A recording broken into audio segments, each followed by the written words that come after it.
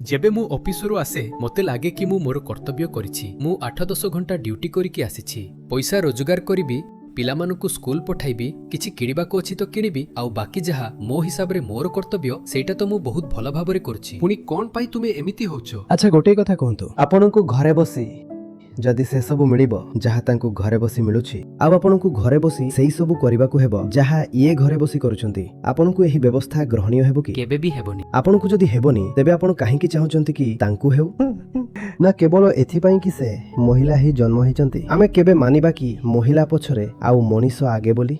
जेतेबेले आपणकर एवं तांकर बयस भी समान, योग्यता एवं अन्य सब मध्य आउ आपणक योग्यता भी अधिक, मास्टर्स करिसंती, मास्टर्स भी अटंती, आपण मास्टर्स करि नांती और एटा तो एक विडंबना ही गला। तेबे ए कथा तो आपणकु निज पई भी भल लागि नथिबो ना, जेहेतु आपण अधिक शिक्षित मध्य आउ आपणकर अधिक दरमार चाकरी भी हेबाकु जाउछि, आउ आपण सही चाकरी केवल एथिपाई करि पार नांती कारण स्वामी कहउचंती कि से निज चाकरी छाड़ी शिफ्ट करिवेनी।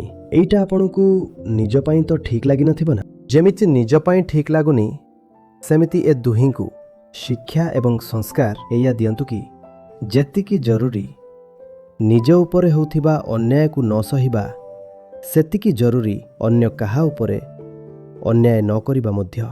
एही कथा प्रतिटी संपर्क रे लागू हुए, किंतु विशेष करी स्वामी स्त्री को संपर्क रे एइटा बहुत जरूरी हो जाए कि अन्य को संपूर्ण स्वाधीनता दिया जाओ, तार नाम ही प्रेम।